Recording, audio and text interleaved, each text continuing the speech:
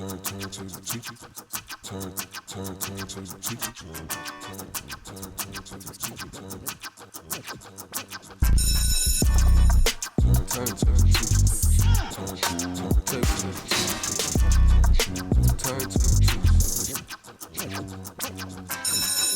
And welcome back. I'm Mike with the Turntable Teachers, and class is back in session. Here for another guest speaker episode at AOA Studios. If you're an artist, podcaster, or a content creator of any kind, make sure to reach out to us at aoastudios.org. Book your service or session today. And I am joined today by an incredibly special guest. My guy. The one and only WHYTRI. WHYTRI, baby. Crunk Lord, all that good stuff. What going? I don't even have to introduce the guy. This is what he does. Shield 3, everybody. This upcoming weekend, at least when this podcast has been released, February 10th at Rockwood Music Hall. Rockwood Music Hall, Boston, Shield 3. Shield 3, baby. All black, all alternative concert. Rockwood, come through. You know the vibes. And we are here to not only promote the show, but also have a great conversation Absolutely, with WHYTRI. yeah, bro. Somebody who I've wanted to have on the show for quite a while. First off, how are you doing, my friend? Shit, man. I'm tired. I've been moving around a lot, but I recently came back from the show I had in Atlanta, so now. Yeah, how'd that go? It was fire, bro. It was a good turnout. It's different out there, bro. Yeah, totally. I love it though. It was cool because like me and the promoter went to go park the car, and he was like, "Yo, I found a school. I found a spot to park. We go park right here. Hop out." We hop out, and then I look to my left, and it's just like 6 niggas with a like gold Lamborghini toting guns shooting a music video, and that was the most fire shit I've ever seen in my life. Like anything happens out there. It's so hard. I love that place.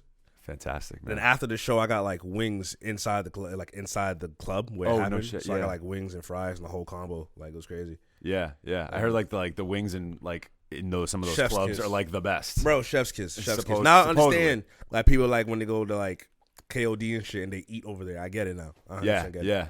I haven't been down to Atlanta. I've only driven through it like on my way to somewhere else actually, but I've always wanted to stop off there and check it out. I've heard good things. Type shit, yeah, man. It's a place to be. Cool. Well, man, welcome to the show, man. This Thank is you, like man. I'm really, of course. So our listeners know, or if anybody that hasn't listened to us before, we start off with the objective. So that's the segment where we get to know a little bit about you and your background. And one thing I am like really intrigued by with you is what you had mentioned actually when you introduced yourself as the Crunk Lord. Yeah. And I love that you've coined yourself as that, and in terms of, I think it works for not only your aesthetic and also like your vibe, but also the music itself. And so I'm curious for you, like, how did crunk music, like in the early 2000s when it was really popping with like, Lil Jon, 3 6 Mafia, Lil Scrappy, like artists like that, like what sort of influence did they have on you, if any? And then sort of how did you feel like you wanted to coin yourself as the Crunk Lord? Growing up, like I kind of miss, it's funny. Like growing up, bro, I kind of missed the whole East Coast rap movement of like when like Dipset was hot and like the J Blueprint run and all that other stuff. I had to go back and listen to that stuff. But when all that stuff was going on, I was usually just on like the TV and like the internet. And whenever I would turn on like Rap Basement or 106 in Park, it would be them. Like Ludacris, Lil Jon, 3 6 Mafia, like fucking Poppin' My Collar, all that. Like the party music was what I really grew up listening to. So I kind of got heavy influence just listening to that. Like fucking Jeezy and fucking like the Akon run, like all that stuff. That's what I was mostly listening to because that's what I was mostly seeing.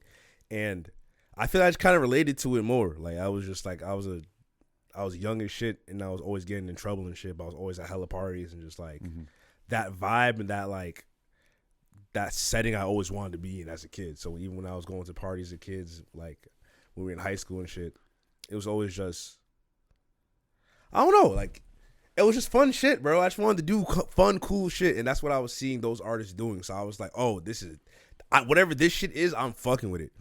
And then also too, at that age, I was dancing, so like going to like classes and seeing people choreograph those pieces more was just like, oh, this is fire. Like I think when I was like 16, when I was in this group called Funk Phenomenon.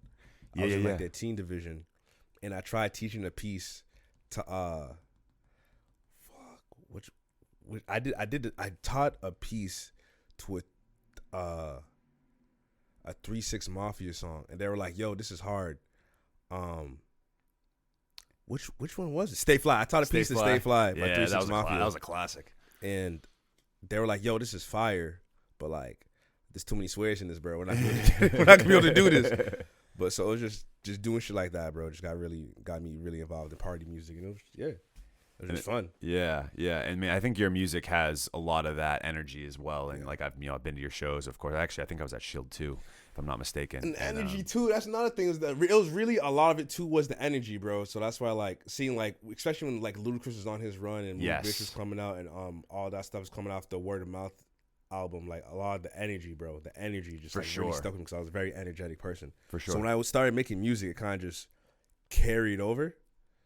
Type shit. So figuring that. But Crunk Lord happened. Crunk Lord came about because I saw Duke when Duke started coming out. I saw him started coining himself as the king of crunk, and I was like, okay, that makes sense. He's from Memphis. He's like from where that sound originated. Sure. I kind of saw myself as like a lord of the sound because I'm not rejuvenating, but like doing the sound in my own way as kind of like paying homage to like Lil Jon and like Duke and all the Memphis and Atlanta people that pioneered the record, like pioneered the sound. So not only am I doing that in my own way, I kind of see it as like me kind of like overseeing shit, kind of like how a lord does in like the kingdoms, where like the king will appoint a lord to oversee all the other shit. So it's kind of like a way of me like passing the torch. So when I did that show with Duke Deuce and we spoke about it, and we spoke about crunk music, and I showed him some of my shit, him giving me a stamp was like, that was super fire. That's sick. Like it meant a lot to me. That's fantastic. And just as well, like coming from obviously like the Northeast in Massachusetts, like you said, like it's not really like a sound that's predominantly, you don't hear it a lot up here, right? So it's cool for you to like have that sort of angle with your music, especially in the scene. Like, I think you've almost carved your own lane, and I've really appreciate that. And I've always appreciated that. I appreciate that. Yeah, especially up here. You had mentioned dancing, and that was a great segue because my next question. So, because I know that like you started off as a dancer. Dog, I thought I was gonna be like a fucking Brian Poos or like Ian Eastwood or like I wanted to really be like a choreographer for real. Like, I thought like majority of my life I thought I was gonna be like a professional choreographer, and I was taking like strides there, and I was getting there, but like I got hurt a lot. Well, that's actually it's literally my question because I know that you suffered a bad injury with and that forced you to kind of pivot, not force you, but where you kind of pivoted to music. So I'm curious, like, how was working at places like Funk Phenomenon? How did like it almost help you create a sense of community and collaboration that might have made it easier for you to collaborate in the music side? Because I think in Boston, there's always been this narrative, and I think it's sort of starting to become outdated lately, where Boston and Massachusetts isn't exactly like a collaborative space for music, and I think we're really starting to kind of break that sort of stigma down. But I'm curious for you, like, because I think dance really that requires a ton of collaboration. It requires a ton of people sort of moving in the same direction and being sort of in sync. So how is that like that background maybe helped you like musically? You know what's funny? I think dancing taught me, like, being a dancer and choreographing and being in other people's pieces, it taught me a lot about having respect, and it taught me a lot about appreciating other people's craft. I love that. So when it comes to music, when I like fuck with somebody, like I generally like really fuck with them. Like I want to do whatever, whether it's like whatever I have in my power or I have on my platform. Like I'm not shy to bring people onto my platform or like invite them to do shows for me or like vice versa. Like I'm not bougie with any of that, because when it came to dance, bro, it was like you had to like almost fight your way into people's pieces. Like when somebody makes a piece and they teach the piece and everyone like learned the choreography, at the end they pick their favorite dancers to come in and do like the piece to get recorded and put on YouTube this time and third. That was an honor. That shit was like, that was an honor, bro. Like when someone picked me, I was like, me? I appreciate you, bro. I must be killing this shit. So I feel like the same aspect kind of just applies to music in my mind. And I'm just very, really grateful for people that like my shit and who want to be a part of what I got going on, and just vice versa, bro. Like I feel like dancers have a deep level of respect and just understanding of each other, especially when they like really see each other's crafts. Because like it's one thing to see shit on YouTube, but when you see people dance live, it's different, bro. It's different. It's different. I remember like 2018, there was a Crump event called Fitted Talk. Okay. And shout out TJ and DJ. they brought like the creator of Crunk, which is this dude named Tight Eyes, to like Providence, Rhode Island, to have him do a showcase. And I grew up watching all his videos. I was like, yo, this guy's incredible. But when I saw him in person, I almost fainted. That shit was crazy. That shit was crazy. So just having just like that respect and just paying that homage to people, bro, and just being like, yo, like, nah, like, just understanding the level that it takes to get to a certain point in your craft. So when I see that in music, bro, I give it to you, bro. That's awesome. I'm glad you've been able to bring that sort of mentality and 100%. attitude into that. How was what was it like sort of going I mean, I've suffered a shitty injury as well in my time. So how was that like mentally for you to try to get over? That shit ruined me, bro. Yeah. I went through the whole identity crisis. Ugh. Because at that time in my life, I thought, I was like, this is what I'm doing. Right. I'm going to get ready to move to New York. I'm going to like do commercial work, whether it's dancing or choreographing. And like, I was putting in the steps and putting in the time. But after I got hurt, it was weird. It was kind of like, I didn't really know what to do. Like, not even like just as with myself, but just as a person. Like, I felt like I almost lost who I was, and I had to re-figure that out. Like, I never thought I was gonna be a rapper, bro. Never.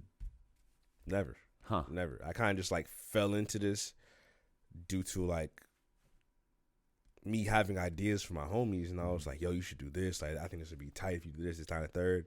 And it was kind of like, their response was, yo, this is cool, but it's not really me. And at a certain point, I was just like, you know what, fuck it, bro. I'm going to show you how tight this shit is, and I'm going to do it myself. And then boom, why try? Stuff happens for a reason, my friend. Unfortunately, I mean, that is unfortunate. That, you know, injuries like that are no fun, of course. But yeah, it's clear that you were meant for a different path. How has dance sort of, at least your background in that, like, because we're about to talk about Shield 3 in just a second, but you know, I've been to your shows before. They're an experience. They totally are an experience. 100%. And you're a great performer, and you're somebody that really, I think, lives up to that sort of Crunk Lord sort of name that you've coined yourself, because I think you've really done a nice job of, you know, I think layering in some of these elements of like choreography and dance and things like that. So I'm curious for you, like, how has that dance background really helped your music career from like a show standpoint or like a concert standpoint? It gave me, it's a cheat code, bro. I personally feel like it was a cheat code, and it kind of gave me a level of experience that like I kind of have. Like, just off dance alone, I have like 10 years of live experience. Right. So it gave me confidence. It gave me presence. It taught me what presence is supposed to look like. It taught me what like certain moments are supposed to look like, how to build these big moments. Like, it taught me about stage design. It taught me about like the flow of how a show's supposed to be, whether it's a set or like a show in general. So just having all of that kind of just like in my fucking DNA, it's a lot easier for me, especially when I'm doing like, now I'm doing bigger sets that are like 30, 40, 50 minutes. Right. So now it's like, there's a flow. Like, there's no stops or like mistakes or this, that, and third. And even if there are mistakes, it's just how to continue moving forward. So I feel like I have, dance give me a lot of that, bro. A lot of that. Interesting. Yeah, because I think crowd control too. Crowd control. Yeah, I bet that makes total sense. Because I feel like for a lot of artists, especially ones that are like just starting out and coming up, I feel like that's always the biggest thing for artists, is like the confidence and the stage presence. Like, that can always be like one of the tougher things to like overcome. So it's great for you that you kind of already had that almost built in, and you almost had that like leg up when you were starting. Yeah, that was like my number one thing when I first started making music. That was like my number one thing. Everything else had to catch up. Like, the music itself had to catch up to the live. I love that. And that was weird. Right, that's like almost like an inverse. It was weird as shit. Yeah, interesting. So now we're gonna get into the main lesson, which is obviously we got to talk about, which is what we got going on now. We're gonna talk about Shield 3. So I'll throw up the flyer again one more time. S3.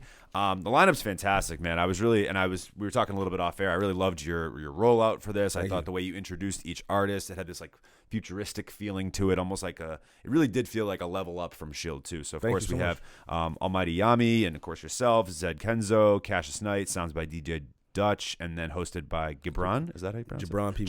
Gibran.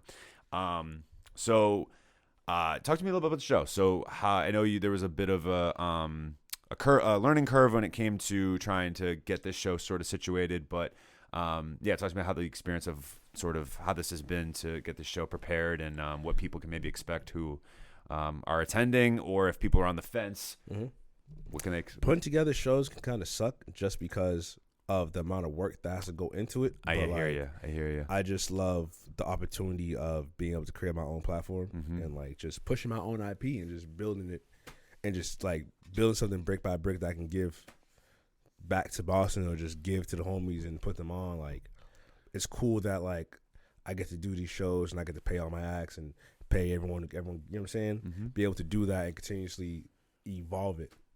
And the idea of the Shield really just came from like, and it kind of just evolved into like what I guess my fan base is. Yeah. But it's just the idea of, I feel like my creativity, my ideas, everything I do is why I try, or just as a person, these ideas are important and they deserve to exist. But to exist, I gotta be able to protect my ideas.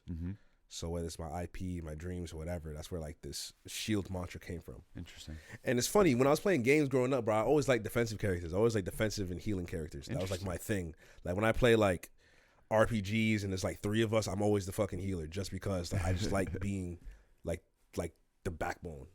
So that's kind of where like the Shield came into. Okay. And I feel like as artists, all artists feel like that.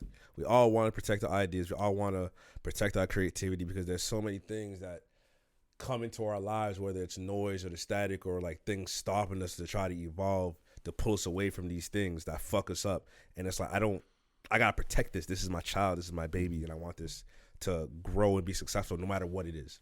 So that is what the Shield is for me. That's interesting. I love that metaphor of that as well. And I think that really like bodes well with you. That's interesting about the side of playing video, like playing games and stuff like that. Yeah, 100%. Because it's like, bro, when you playing a 3-person shooter and everyone's a fucking sniper, what are we getting done? Exactly. We're not getting shit done. It's not. Yeah, exactly. You know what I'm saying? It's interesting that you like everybody has their own different roles, right? You kind of like want to put into your role. So with Shield 3, I take everyone's roles who I really respect, whose crafts and roles I really respect. Yeah. I put it together and we give it to the world. Amazing. We do it in a way that's dope, creative, and it's like it's an experience. And those like we're on Shield 3, and other shields have looked the same. They don't feel the same.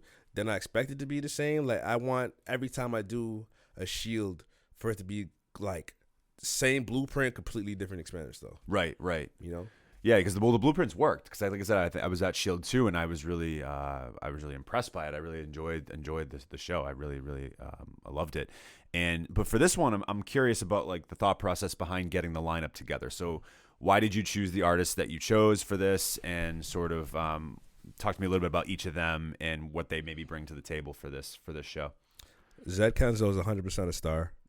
Cassius Knight is one of the best hit makers in the city. Almighty Yami is one of the greatest creative minds in Providence, Rhode Island.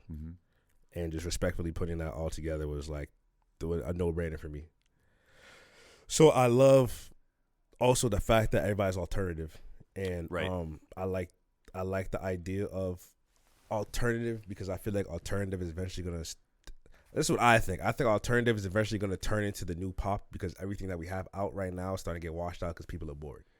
I think people are bored. I think people are bored of the same sounds and it's the same styles. Yeah, and you can see more alternative acts coming into the forefront of music. Absolutely. Whether even though they might not be fully left field, but a lot of shit is alternative.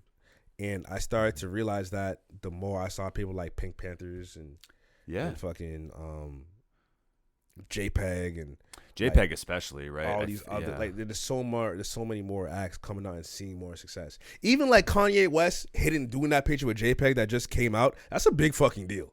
That's a very big deal. So shit like that is like makes me love being like really repping like the whole alternative music mantra. Like this is our shit. We do it different and it's respected and it's like there's love here. There's fans here. There's love here. There's like money here. All that. Huh.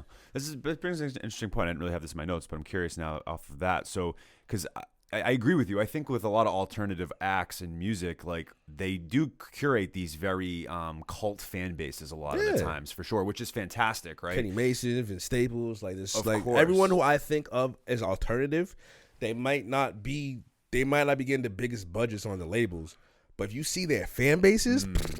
I mean, they'll ride for them, right? Ride for them. 100%. So, but I'm curious, like, in your opinion, like, what do you think? Will it take more like bigger artists or like more artists? I don't say bigger artists, but artists that are more in like the limelight, like a Kanye, to sort of like shed light on them, or is there going to be something else that maybe like pushes alternative more towards the forefront? Because I think it's I a agree with combination you. of both. Yeah, I think it's a combination of both. I think it's a combination with the first thing you said, like having these bigger artists shed more light, but also it's like everything has a ceiling, bro. And then with enough push, anything can break.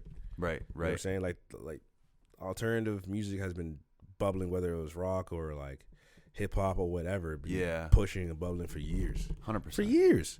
And it's such a like generic sort of genre in the sense of like alternative can mean so many different things. Yeah, right? because everyone's genre bending. Right. So it's like, right.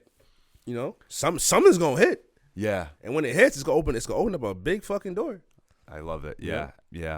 No, and I think it'll change. I mean, I hope, because I think I agree with you. I think like the quote unquote what we consider popular music is starting to get a little washed out and a little bit like rinse repeat. And because like for example, like what would you deem Tyler the Creator? I'd say he's definitely alternative in a lot of ways.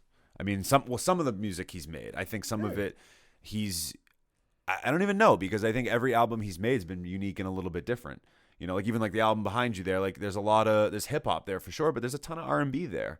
And then I know like obviously with like albums like Goblin or even Cherry Bomb, like those are definitely more like alternative style. So I don't know, like I think I think depending upon which type of album you're talking about, I think what you deem that genre could like be totally different and change. Yeah, I mean I see alternative as, I don't know where I could box this, but I know I like this, and I know this is extremely good. And I feel like when it comes to Tyler or even like Rocky, like they got their stuff so good and so incredible to the point where it's like the pop people have to like this. The hip hop people have to like this. No matter if you don't understand this is so undeniably good that it's going to work in whatever world I put it in. Right. And I feel like alternative like ideology and that skill set only exists over here in this space.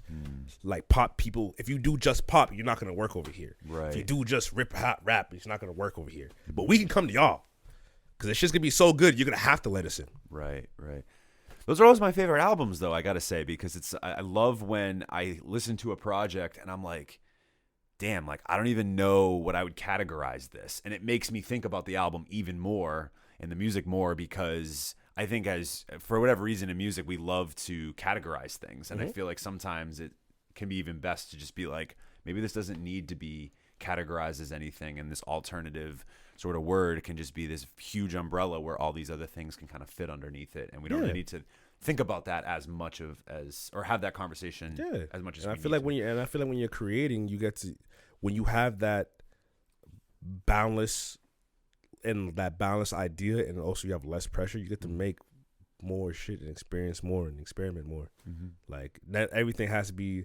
I feel like general people think alternative is fucking super left. Doesn't have to be super left. No, not at all. You know what I'm saying? So totally. I want to pivot a little bit to so the marketing of Shield 3. So again, I love the flyer. I think it's fantastic. I love the way you like really glowed the 3. I like that. Thank you. Yeah, like shout out Dread Fruitation. Shout out my man Nino Provide for helping me with the graphics. Super dope. And like putting all that together. Yeah, and then the way you introduced each artist, like I was mentioning a little bit earlier, where you had like their own post and it was very like futuristic style, and you had like the voiceover of like almost the computerized sort of voice. So what is it about marketing shows that you think is like? I think there's an art to it. I really do. I think there's an art to marketing shows. So what ways have you have worked for you in terms of the marketing, and like how do you feel like you're separating yourself a little bit as somebody when you're marketing your either your shows or your content? Because I feel like you do a really nice job of the music as well. So That's a great fucking question. I feel like you said, it's an art, right? Every art has a skill set, and for you to learn the skill set, you kind of have to like do your research and master the skill set. I feel like for me, it's really figuring out how can I take myself and put myself into this thing, whatever I'm marketing, without myself taking up the full face in front of it. I like that. I don't market the Shield as a WHYTRI experience. I can do that for WHYTRI by himself. The Shield is its own entity, so I'm going to treat it like its own entity. regardless of who's on it, regardless of who's hosting or whatever, it's its own separate entity. So it's like, how can I create this entity and give it its own world and its own process and its own lifestyle, its own look, its own feel? That's like my focus. And for this one, Shield 2, for example, right? Shield 2 was more about getting acts that I feel like would shake the room. So I had Clark, I had Cleo, and I had Kai. This Shield is supposed to be like more of a Royal Rumble experience. It was supposed to be more of a, I don't know what's going to happen, but I want to fuck around and find out. So that was like the idea of the rollout and the idea of like pushing it and just marketing it. And also, I also wanted to do something that was a little bit more like grimier and darker. So that's why like the acts, they're not super colorful. I mean, Zed's colorful, but like the music isn't all super colorful and stuff like that. Like everyone's music's kind of on the same spectrum in the same realm. I wanted to do something that was like big and explosive.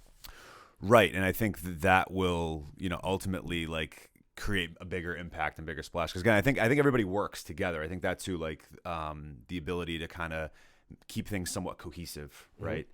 So I'm excited. Shield 3, people definitely, like I said, and tickets are hopefully still available. If they're not, they still going. I mean, they going quick. But get your tickets. Get them. And another thing I really like about this is, whenever I do another Shield, the success of the next Shield is gonna already be boosted because of the success of the past 3. Mm-hmm. So the fact that you talking about Shield 2 and we already on 3 shows the impact of it. Yeah, I still remember. It was like about a little over a year ago now. Yeah, Shield 2, right? Some people still come up to me talking to me about Shield 1.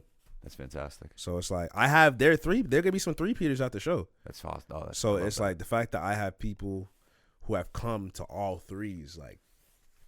That's got to feel good for you. It's got to feel very validating to know that you're putting on an experience that people want to continue to come back to.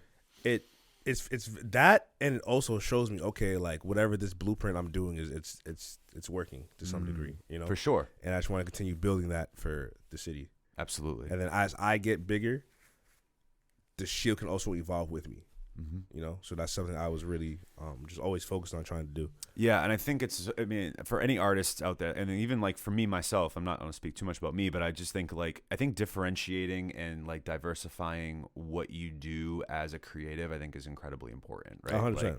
Because I think that you can impact more people in that way, right? Like obviously, like I've had this podcast, like this is really sort of like the basis of what I've done like from the start, but again, now I kind of own a studio and we're doing a lot. I've been recording other podcasts and sort of helping them, guide them, and do some more video content. I've thrown some shows as well. Like, I'm creating this album and all these other things. So it's like, it's really cool to like feel as though you're making an impact beyond just like 100%. Releasing your music. And so it's cool that you have that sort of idea of like, yeah, there's WHYTRI and there's the Shield. They do work together, but they can be their own separate entities 100%. And they can, be certain things that maybe WHYTRI can help. The Shield might help others as well, and they kind of just piggyback off each other. It's great. Bro, and that's like another reason why I kind of like ended up picking WHYTRI as my name, because I wanted something that allowed me to do like whatever I wanted and it not dictate shit. Like, for example, I'm a big Childish Gambino fan. Oh, yeah. It's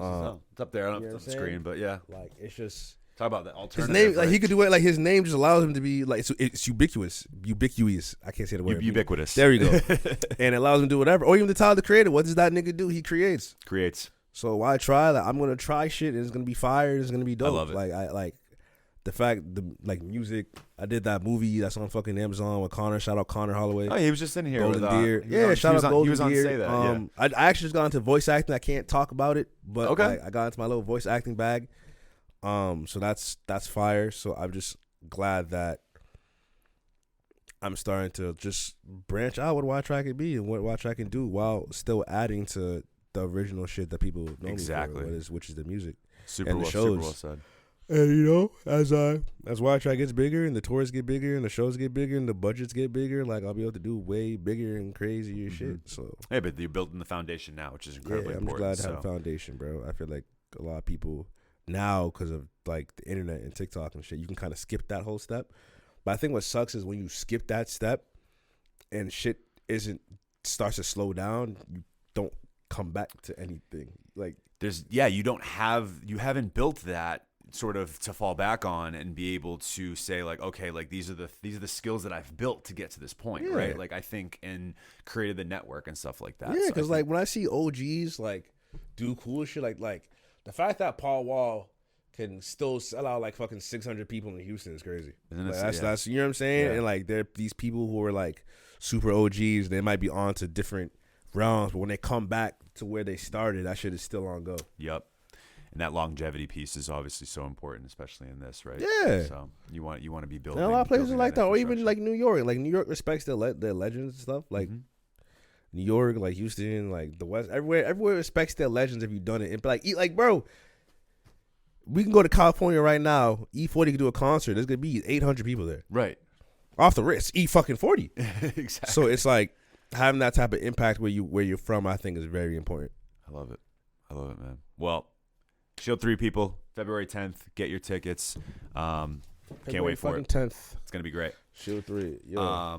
I want to transition a little bit to another segment that we like to do on here. It's probably our most popular segment, Pop Quiz. Pop Quiz. All right. So, for anybody that doesn't know, first-time listener, Pop Quiz is a series of rapid-fire questions we are going to ask WHYTRI, some of which have to do with music. Some might have absolutely nothing to do with music at all. Maybe just stuff that I found out. You want first thought?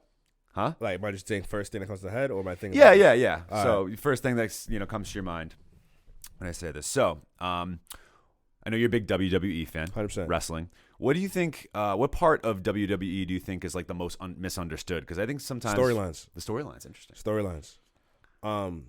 Yes, I understand. Like people want to be like, yes, we understand it's not 100% real, but they still get hurt, they still get injured. All that stuff's still real. It's the storylines that make WWE the magic that it is. It's the stories that create the beefs and the heels and the baby faces. It's the rollout of those storylines and how they come together and build up the hype for these matches. And I think people who look at wrestling and don't look at that aspect think it's dumb. But that's the aspect that makes it what it's supposed to be. You know what I'm saying? For sure. That was a great answer. I know you're a huge fan of rock music as well. Even like we talked a little bit about that briefly. But who are some bands that have inspired you like over the years from like a rock standpoint? Man, I was kind of like, I grew up in like the, I won't call it pop rock, but like the commercial rock aspect of things growing up, like the Papa Roaches, the fucking 3 Day Graces, the Linkin Parks. I listen to all that shit. I think we're in the same age. I think we're roughly the same age. Yeah, so I was that era. Yeah, like, just grabbed me by put me in a fucking chokehold. Like the minute it came up. Papa Roach. I haven't heard of Papa Roach. I used to love that song. Their new albums, their new album's really good. I'm gonna have to check it out. Like their stuff is still like 3 Days Grace and Papa Roach is still putting out very good music. Dude, 3 Days Grace I used to listen to them all the time. I love their shit. God, those are great answers. Love it. Describe what Lost Vision is and how that has helped your creativity over the years. So Lost Vision, I don't have that moniker anymore, but Lost Vision was really just like something really early on that you were doing though, right? Yeah, that was like my first like creative like baby that I wanted to build things on. It was like, so Lost Vision was a brand I made, and I was making clothes, and with those clothes I was sponsoring my homies that were doing like cool shit. And it was just the concept of like my ideas, not allowing my ideas to get lost and my visions to get lost. So instead of getting lost, I'm just going to put it out in real life. I love it. Yeah, so that was my thought process. Cool. Now, it's funny, now that I say it back and I'm older, she makes me cringe a little bit. So I'm glad I'm not doing Lost Vision anymore. But yeah. On the same wave of fashion, I know that like you have a very unique style. Thank you, I appreciate that. For sure, man. And I love it. What part of your fashion sense do you think is like the most unique about you from a standpoint, like when it comes to is it your gloves, is it the jackets, the pants? Like I'm a very big pants guy, bro. I feel like the pants make the fit. So if your pants are trash, like everything else gotta go out. Like you can work around anything as long as the pants are wavy, bro. Like you can make shit hit. Gotcha. Pants, I like it. And just I feel like just understanding what accessories you want, how accessories hit, like the idea and the look, just knowing what you're going for, just building upon that. I think, you know what I'm saying? I like it. So I don't know if you still work there or not. I'm gonna say former, but correct me if I'm wrong. So as a former retail host at Legoland, Discovery Center, What's the best Lego set of all time in your opinion? Bro, it's crazy because if I remember correctly, the best Lego set of all time over there was the Star Wars collections. I was the Star Wars shit, bro. The Star Wars shits were fucking huge. Like you could like, bro. I think I wasn't never a Star Wars fan, but I know like the fucking battleship, the circular one, dome thing. They were selling those shits for like $400 a pop. It's crazy. It's crazy. I know. And this is before inflation. It was crazy. It was crazy. Legoland was tight though. Working there was tight. It was tough. I worked upstairs on one of like the rides. Okay. So I was just like helping kids go on and off the rides and shit. But like, I don't know if I can't pick. When I found that, I couldn't picture it. I was like, why try working at Legoland? For me, it didn't seem like it correlated. I've had a lot of odd jobs, bro. Like I've done a lot of shit. You have had a few odd jobs. It's like, yo, how'd I get here? I remember one time I was working at a strip club. It was interesting. It was very interesting to like have strippers be your coworkers. You know, so Legoland by day, strip club by night, type shit. So it was some shit. But yeah, Legoland was cool. Legoland was tight. That's what made me want to make keychains. Really? I don't know if he was around for Shield. Yeah, no, not Shield. To Shield 1. I did not go to Shield 1. No. Shield 1. This is right before I did Collision. I made keychains because I remember when I was working at Legoland, they were selling fucking Stormtrooper keychains for $15 a piece. Okay. And I was like, what the fuck? You can sell a keychain for that much? I was like, oh, this is crazy. Yeah. So like that's what got me looking to making like socks and keychains and all this other stuff. It's funny because like the Collision socks was the best merch I did like that. Interesting. Huh. Like sold like fucking water. No shit. So just having like really interesting pieces of merch. I thought it was just me, but then I started looking at artists that I really like and looking at their merch stores, and I'm like, oh, okay, so this is the thing. It's like people like this type of stuff. Right. Yeah. Cool. Interesting. Is it safe to say that Charmander is your favorite Pokemon, or is there one that you like better? Charmander is my favorite Pokemon. That's crazy. I fuck with you for that. Charmander is my favorite Pokemon. Charmander is my favorite Pokemon because growing up, when like there's the episode where Ash finds a dying Charmander because his like owner left him in the light, like left him in the fucking rain. When his flame burns out, he dies and he saved him. Charmander had that dog in him, bro. Like if Charmander was riding for Ash, like if Ash didn't have Pikachu, I think Charmander would have been his Pikachu. That's how much. If you really go back and watch, that man was riding for that boy. Like that was his dog. That is not a far-fetched statement. Yeah, he was ready. Like he was ready to come. Even when Charmander became with a Charmeleon, Charmeleon was a dickhead to Ash, but when he needed him, he came correct. When Charmeleon evolved in Charizard, he was a bigger dickhead. But when he was like, "Yo, bro, I need you," he's like, "All right, bet. Let's really get into it." Yo, Charmander's that dog, bro. You got that dog in him. I fuck with, bro. He's a real one. Absolutely. He was a real one. I think artists like Michael Jackson, Chris Brown, Justin Timberlake, they were not only staples as artists, but equally as talented as dancing, or at dancing, if not more so. In your opinion, who would be like your Mount Rushmore of artists who are the best dancers? Artists that are best dancers? I mean, I don't think we have that many. There's Michael Jackson, obviously. Yep. Chris Brown could be in there.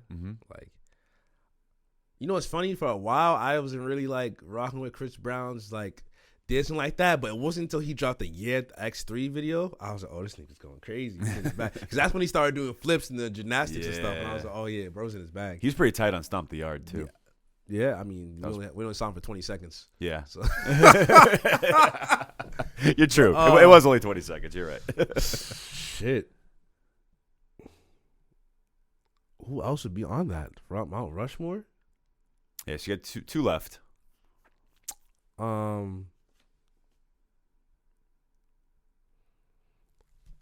don't think really, I can't really think of who be dancing like that for real. That's a very hard question. It's all right. We can come. I'm gonna come back to it. We can come back to it if you think of something. That's fine. Best highlight of your days playing basketball at Prospect Hill.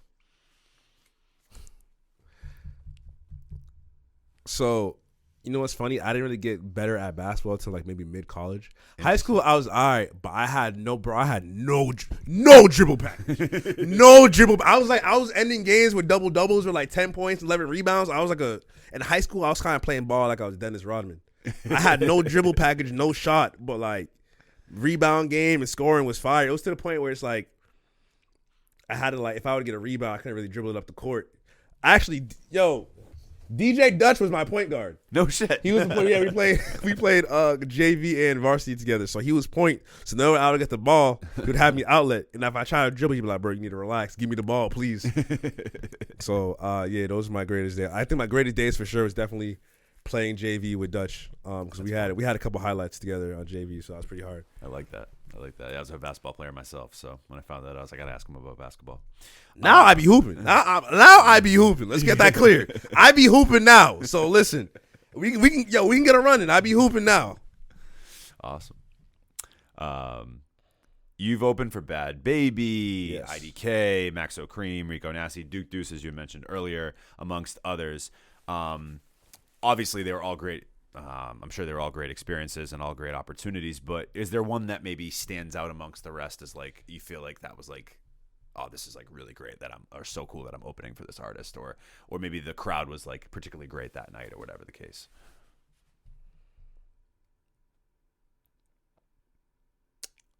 It's funny, but I'm gonna say it's a tie between the Rico Nasty and actually Bad Baby and Asian Dog. No shit.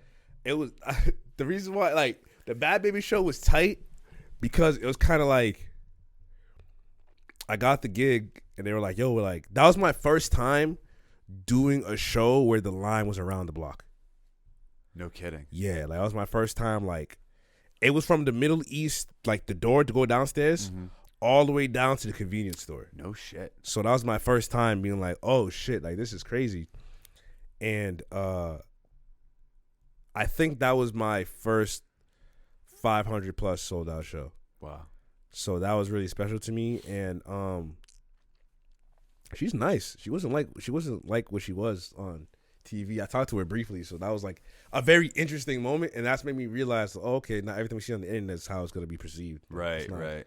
Like that for sure. Rico Nasty was tight because I love Rico. I'm a huge Rico's fan. Yeah, she's fantastic. And it was like our first tour, and it was sold out too, and it was the first time I saw like a room full of women, but it was fucking turnt, bro. That shit was fucking turnt.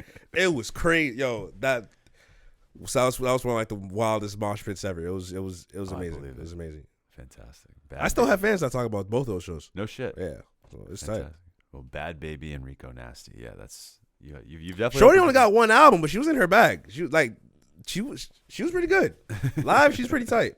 I like it. Well, that was Pop Quiz. Yeah. You absolutely killed it. Well done. For sure. Thank you. Well done. I want to touch base a little bit more about the music side of things. So we haven't really talked too much about the music. So your latest full length project was with Jon Glass. Is that correct? Yes. Mama, I make art. See, your boy's not a loser. Yes, I love that project very much. Thank you. And then recently, in terms of singles, I know you just in the last couple of months dropped "Done Being Broke" with Malik Elijah. Malik. Yeah, love Malik's music out here. We're definitely a big fan. So I'm curious for you, like we'll start with the album. Working with Jon on that, like, of course, big shout out to Jon Glass. We love Jon out here. What was that experience like working with Jon, and how did he help you as a grow as a musician and as an artist? Jon gave me time and space to like kind of develop ideas and develop what I could turn them into and be. And he really helps on the production side of me being like the MOMMA sessions was literally me. I'd walk into the studio. He'd be like, "Yo, Try, how you feeling?" And I'm like, I feel like making something that sounds like someone coming up to you and punching you in the mouth and you just lost 2 teeth for no exact reason and that person walked away. So I need you to take that and turn that into a beat. And that's how he made John Cena. So that was literally a lot of the process of making MOMMA. Crazy. So just capturing these feelings or these like ideas and then making it and giving it. It's interesting because when we meet Bold on not too long ago, he was talking about something very similar, that was kind of the way in which he's been working with Jon on that front. He's like, I have this feeling, this emotion, I want like to portray it, and somehow he like make it work. Yeah, it's just that's incredible that that he's able to do that with so many different artists, and especially like someone like yourself who has a very, very like, I don't want to say left field, but yeah, you have a very different style. So it's like do you find it difficult to find producers or musicians that can like match that style you're looking for, or match the sort of vibe you're looking for? Or is that nah per se? I think it depends on the producer or even when it comes to like graphic people, it depends on them really. Because when I go into work with somebody, I don't necessarily ask them for certain things. It's like, this is what you know about me. This is what you hear. This is what you see. Now take your skill set and just combine it with mine and just give me that. I know I'm going to like it, because if you're taking what I do and you like that and you generally see yourself like be able to make something for me, then whatever you make me is going to be tight, because you're just adding yourself to it. Just add yourself on top of my art. That's literally all I ask for. So when I ask people to make graphics, I'm just like, I don't know. They'll be like, yo, what do you want? I don't know. Just make it WHYTRI. I trust you to make it WHYTRI because you know what WHYTRI looks like and you know what WHYTRI feels like. And I'm going to like it based off that. So I give people full range to experiment and control. That's why I think a lot of people think my style is so like left field, but it's because I give the people I work with a lot of room to experiment and control, like experiment and be creative. That's interesting. I like that a lot. Yeah, I'm not picky at all, because at the same time, it's like, bro, we're trying to make new level shit. Let's make new level shit. I'm not scared to make new level shit because I know what I make is really good. And it goes back to the conversation about alternative shit. If it's really good, it's going to fit wherever it can fit because it's that good. Absolutely. Wow. Yeah, I love that answer. I think that because I think a lot of artists can be very, and it's not like a criticism or anything like that of anybody specifically, but I think a lot of artists can be a bit particular sometimes. And I think that's cool.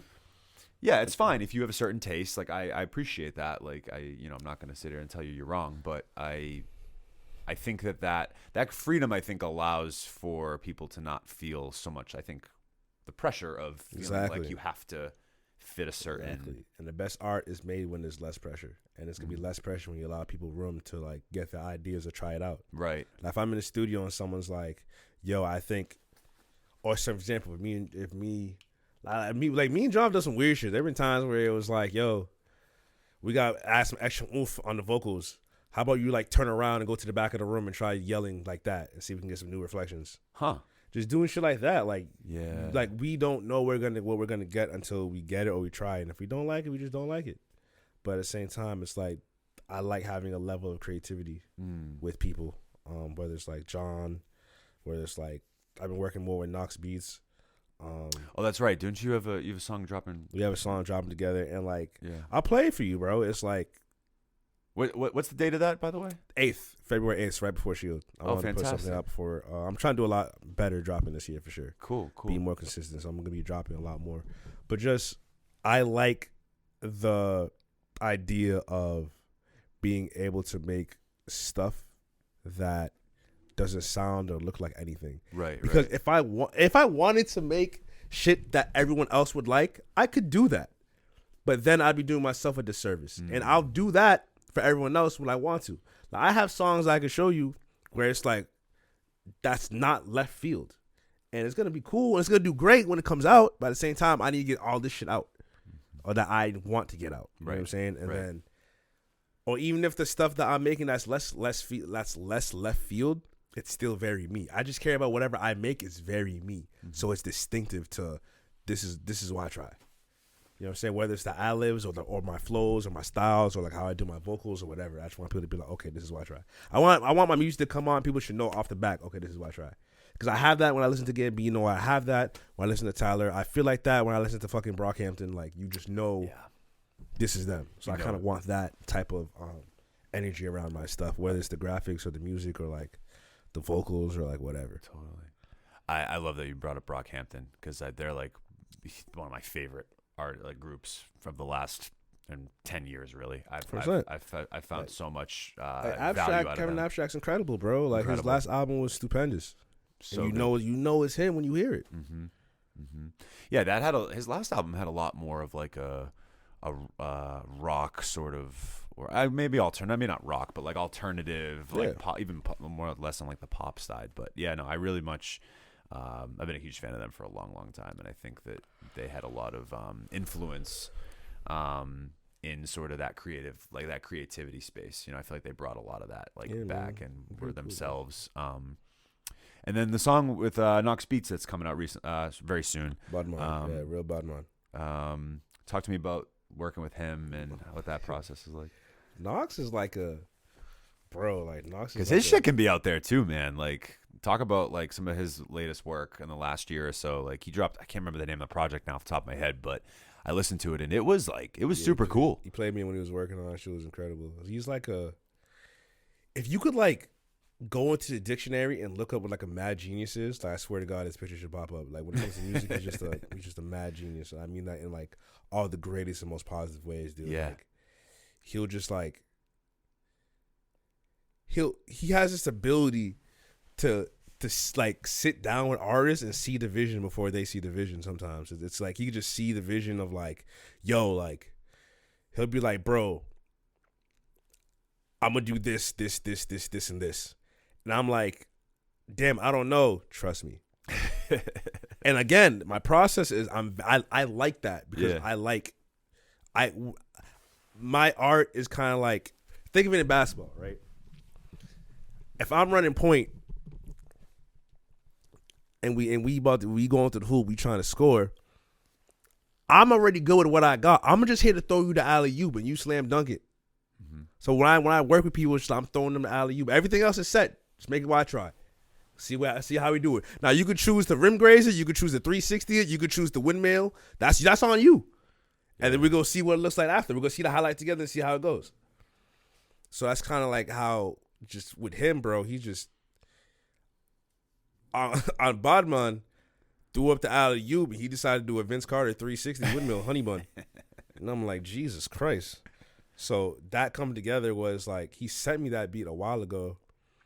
And I made it, and I sent him a demo, and he was like, "You gotta come right." He called me. He was like, "Yo, I'm gonna find time. I'm gonna finish it."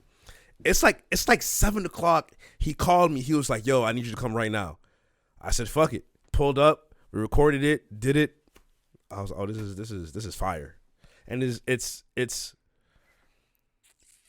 I don't have a record like this, but I could see myself building more songs around this like world. So it's fire. Like, I think people are gonna really like it. I'm excited to hear it, man. Absolutely. Can't wait. Well, yeah, I'm like I said, I'm been a huge fan of what you've been doing for such a long time. And, you know, I said, I now sitting down talking to you, having this type of conversation, like I really kind of getting, it's just building more context for me. And and I feel Appreciate like, that. you know, I like where your headspace is at, feeling like you want creatives to be who they are. And so that that's it. That's it, bro. That's it. I just want creatives to be who you are. Don't be afraid to create with the people that want to create with you. Mm-hmm. Don't be afraid to share your ideas.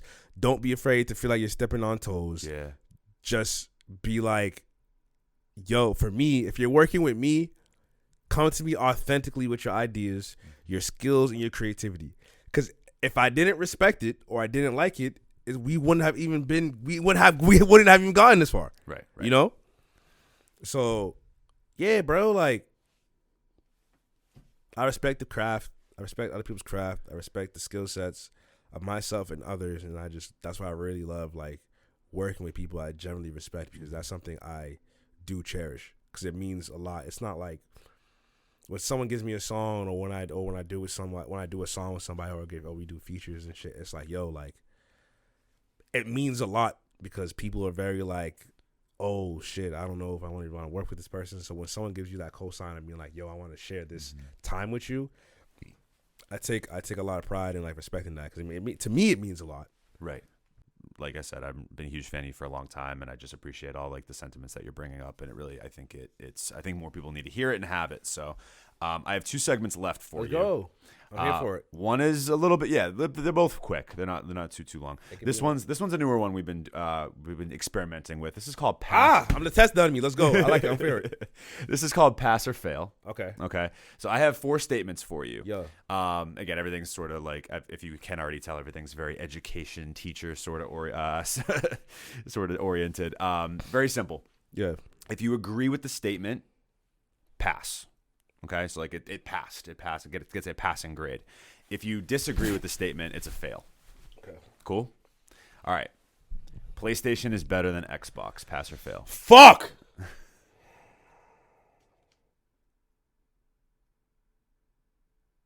I grew up on 360, bro. Fuck.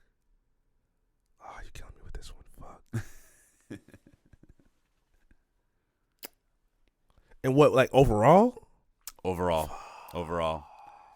PlayStation is better than Xbox. That's just a statement, doesn't it? So it's up to you. Is that true or false? Or pass or fail? Xbox for the people. I'm saying fail. Okay. Say fail. All right. I want to say fail. I'm sorry. That's okay. No, don't apologize. Oh shit! I know I'm gonna get mad at Heat for this, bro. Because I don't even own an Xbox, but I got Game Pass on my PC, so it's like, damn, these niggas is crazy. They going crazy. Shout out Xbox, yo. Man on the Moon is Kid Cudi's best album, which is actually right behind you.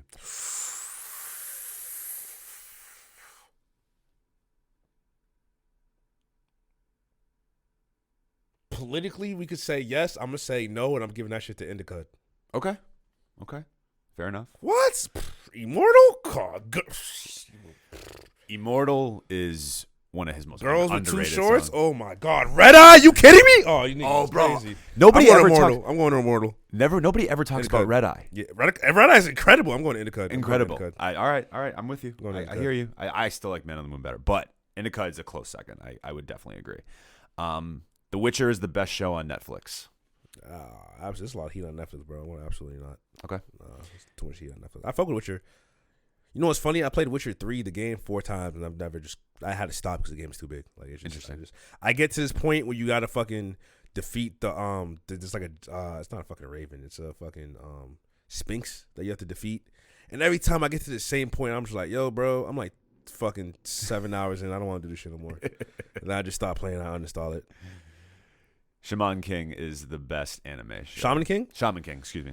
But pardon for the Shaman King. Shaman King is my favorite anime just because the 4Kids version, English version, was a crazy intro. It was also really good, but it's not the best anime because after a certain point in the storyline, it kind of just feels like motherfuckers just didn't really know what to do. Gotcha. After like a certain time.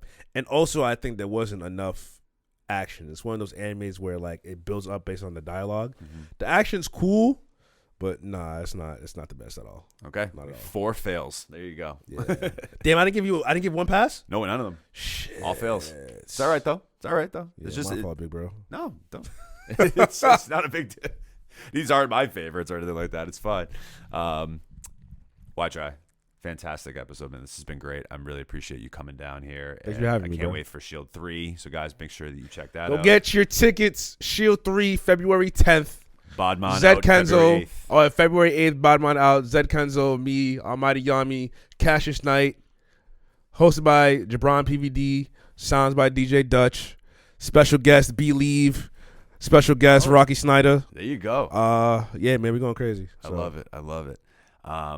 The final segment of the show is always a fan favorite. This is the dream song scenario. Okay. So you get a song, it's a WHYTRI song, and you can have any artist on it, dead or alive. I'll structure it for you. You get 1 to 2 producers and then 3 guest features. Who would be on that song? On that song. So it's a big record. Who would be on WHYTRI's dream song scenario? Again, dead or alive. 1 feature, 2 super producers. I'm sorry, 1 to 2 producers and then 3 guest features. Up to 3. Producers, I'm going with Take a Day Trip and Nox. Okay. I think I'm going XXX Tentacion, JPEG, and Rihanna. Ooh. That's interesting. Yeah, because I feel like if I'm doing 3 features, we gotta have some harmonies in there to switch it up on the bridge or some shit. I need a powerful voice. Interesting. I think that would be a really unique song. I like that. I like that answer a lot. Yeah. WHYTRI featuring Rihanna, XXX Tentacion, and JPEG, produced by Take a Day Trip and Nox Beatz. I think it would be a very interesting smash hit. I really do. It could be something. It'd be something. WHYTRI, thanks so much for being here, brother. My man, appreciate you, brother. Thank you so much for having me. Of course, the only thing that's left to do is just plug away. Again, obviously Shield, but anything else where the people can find you as well if they're just coming to for the first time. You can find me at WHYTRI, WHYTRI, everywhere. Fucking Facebook, Instagram, Twitter, goddamn, Life, Shield Discord, fucking YouTube. I got like a random OnlyFans out there. You can try that. Yeah.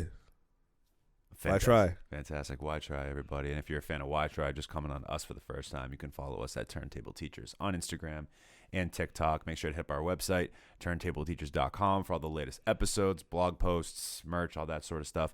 And then, of course, if you're an artist, podcaster, or content creator, make sure you hit us up at aoastudios.org. We have all your video needs, podcasting needs, mixing, mastering, recording, whatever it is you need as a creative, we can do it here for you. Once again, WHYTRI, thank you so much for being here. Thank you for having me, player. Yes, absolutely. As always, I'm Mike. That's WHYTRI. Yeah. With the Turntable Teachers, and class is officially dismissed.